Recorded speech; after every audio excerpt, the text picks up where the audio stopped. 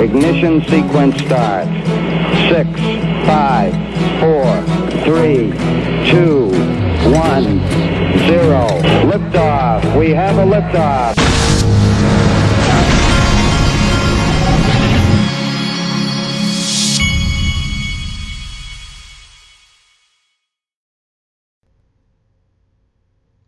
Hey everybody, this is the Digital Asset Investor, and I do have cinnamon in my coffee.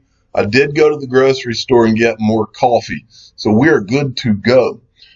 This first article is from the Daily Hodl.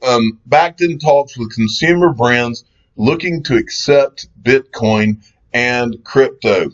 Bakkt is quietly planning to boost the use of Bitcoin and cryptocurrency in everyday purchases. Bakkt CEO Kelly Loeffler and Jeff Sprecher, the founders and CEO of Bakkt's parent company, Intercontinental Exchange, confirmed Bakkt is in talks with consumer brands looking to accept digital assets. Starbucks already plans to install Bakkt's payment software in its stores, which customers can use to make their daily purchases in Bitcoin. The coffee giant reportedly holds significant equity in the company. Let me make a prediction here, folks. Any of you who have been around for any period of time know that Bitcoin is too slow for what they are trying to do. I'm not saying that they're going to pull back on trying to get into stores, but it's not going to be Bitcoin. They're going to find out. I'm shocked that they haven't figured this out yet. They're going to find out Bitcoin is too freaking slow. I don't know if it's going to be Litecoin or Bitcoin Cash or XRP, but it's going to be something that's much faster than Bitcoin. And they're going to learn this the hard way. I'm shocked that they haven't figured this out yet. Look at Overstock. And this is to Bakkt if you're listening. Look at Overstock. Overstock had to stop doing, as I recall, Overstock quit accepting Bitcoin because it didn't work. This is you do not want to go down this path. Let Bitcoin be your store of values. That's fine and good. But if you want speed and payments, XRP is the one, if you really want to know. But you're going to find that out the hard way. Just set up XRP in Starbucks and just wait for the what you hear back from the people actually making this happen. And you'll find out really, really quick. It's not a complicated thing. Jonathan D at XRP_YD7 sent me this awesome XRP researcher at XRP news_. Coil announces a new partner. GateHub will now work with Coil to provide a new interledger-based deposit method. Users can now receive funds in XRP, convert them to Euro, USD, BTC, ETH. So, and I'm not going to go into this article, but this is his website. If you want to go read it, xrprightnow.com. Okay, and this is from Rob Licker at Rob Licker. He sent me this article right here. Now this, remember we were talking about this crypto rating council, and this news hit yesterday right in line with the crypto ratings council. EOS maker Block.one settles with SEC over unregistered securities sale. Block.one must pay $24 million in penalties for conducting an unregistered securities sale. The U.S. Securities and Exchange Commission, SEC, announced Monday evening. The SEC said in a press release that Block.one raised the equivalent of several $billions over a one-year period in an unregistered initial coin offering. A total of $4.1 billion was raised. So they're getting fined $24 million for raising $4.1 billion. But if you go down here, it says the SEC has simultaneously granted Block.one an important waiver, so Block.one will not be subject to certain ongoing restrictions that would usually apply with settlements of this type. Block.one believes the SEC's granting this waiver evidences Block.one's continuing commitment to compliance and best practices in the United States. Now, it says in a statement, the SEC Division of Enforcement, Steve Paikin, said the company did not provide investors with any information typically included in a security sale. Let's see. There was something in this article. Let me see. I think it was right in here. This is what I wanted you to know. In its own press release, Block.one said that the settlement only applies to the sale of the original ERC20 token it sold. EOS holders swapped their Ethereum-based tokens with the proper EOS tokens when the network first went live. So the question then is, are they just going after them right now for the ERC20 token and they're also going to go after them for the EOS token? I don't know how that's going to go, but we're going to find out. So that's interesting. All right. Heisen Zerp sent me this having to do with this. Tim Swanson tweeted this out. I thought this was interesting. Reporters this evening with the SEC settled with EOS as an unregistered security. 12 hours earlier, the Crypto Ratings Council was announced. CRC gave EOS a 3.5 rating, not a security. The CRC couldn't even sustain credibility in its honeymoon period. Write them off. So I thought that was funny. And then there was this one from Chinu Patel, and it was from XRP Researcher. Coinbase Kraken, your amazing counsel gave EOS a 3.75, and SEC just labeled it a security. This is embarrassing for your company and this council. How long you been at this? So everybody's kind of laughing about the whole thing. All right, CSMA at CSMA 144K. This was interesting. You know, now that I think about it, Anthony Pompliano has the perfect shirt for me to do a thumbnail and put an XRP. I don't think I've ever put an XRP on him, but I think I might do it today. This is Catherine Coley, who's the CEO of Binance US. Update, it was fun. Look forward to tuning into Off the Chain with Anthony Pompliano. And so she was doing his podcast, which this is the podcast that they did. She said Action Shot, which that's a really good picture as well. But anyway, he's having her on, and then I think he's having Brad Garlinghouse as well. Okay, Ripple tweeted this out yesterday, I believe, and I thought this was interesting. What defines our engineering culture? VP of Products, this is the VP of Products, Amir Shargani. He's with Ripple, shares the 3 core principles of the team. I'm not going to go into that.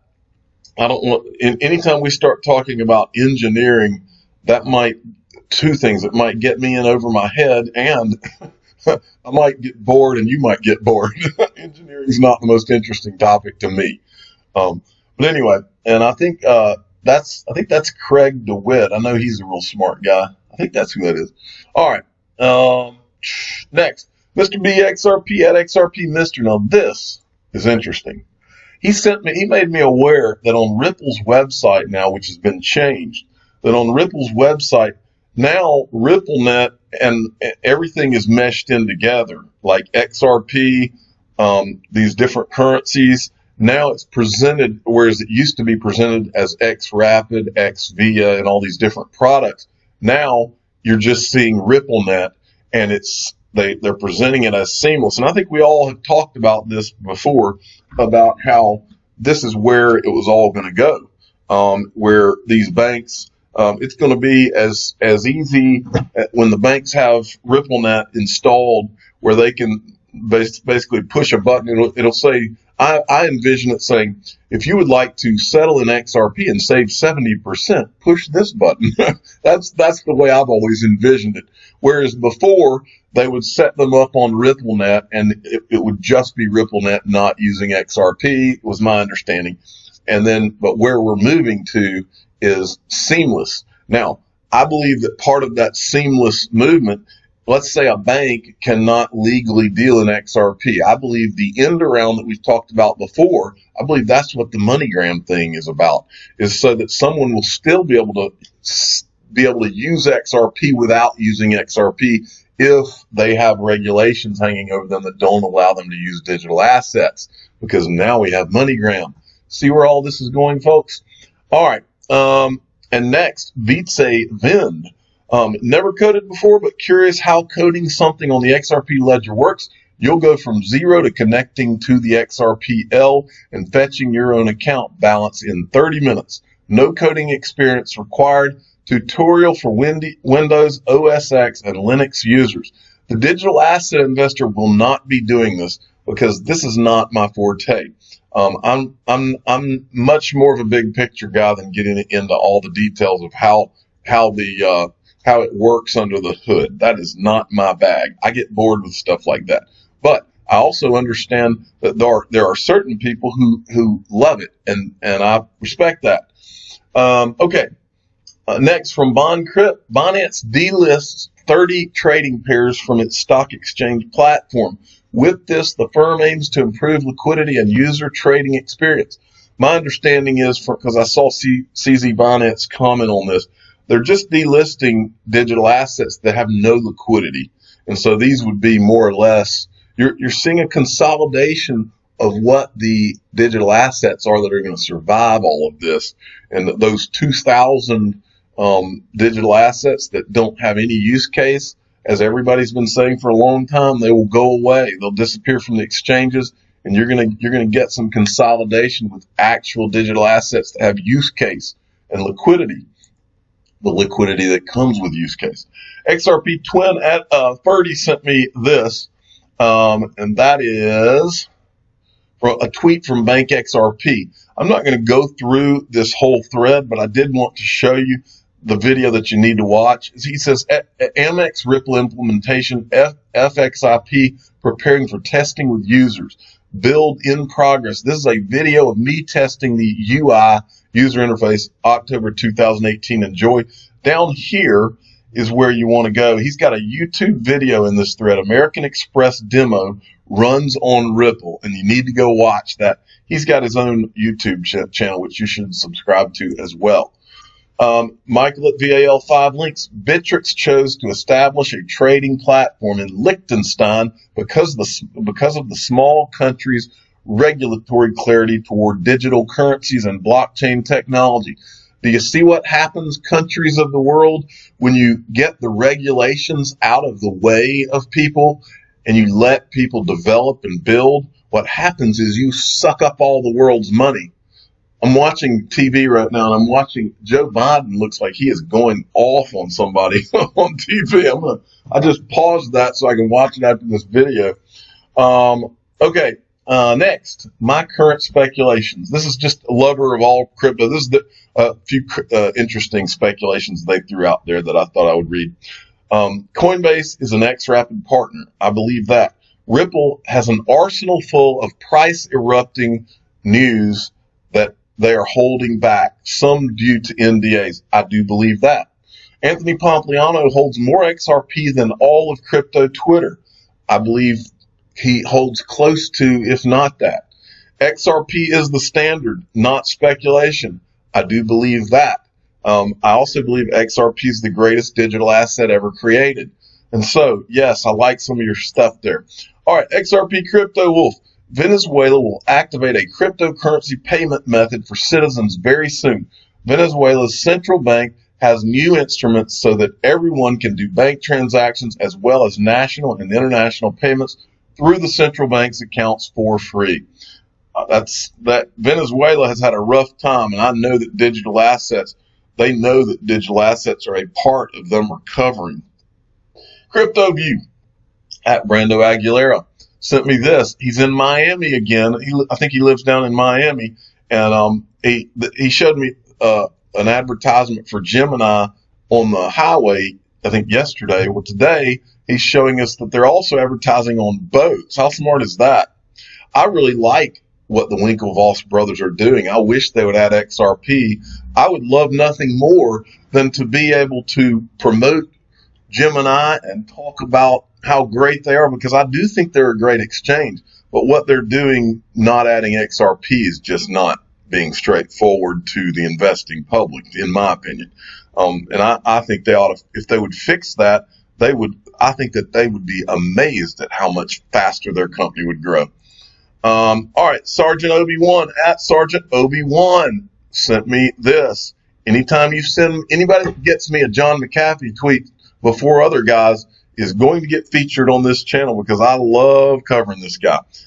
John McAfee, my Forbes interview, why I will always be bullish on Bitcoin. I'm not going to go into the article, but I just want to make you aware that it's there. And finally, Daniel G. XRP, who is from Tennessee. This weekend, Georgia plays Tennessee, but I don't think Tennessee is that good this year. In fact, I have a friend who went to UT that I make fun of all the time about how bad Tennessee is. But Daniel G. told me that he is an exterminator in Tennessee. And he said he also has a young son who's a redhead. And he asked his 5-year-old redhead, Brogan, he asked if Brogan could be the official redheaded kid of the Digital Asset Investor channel, and if he could be the official bug man of the Digital Asset Investor channel. I say yes to both of those. There's your title. You've got it now. And as I told him in a direct message, with great titles comes great responsibility. I'm the Digital Asset Investor. I'm not an investment advisor. This is for entertainment purposes only. Please subscribe and hit the like button.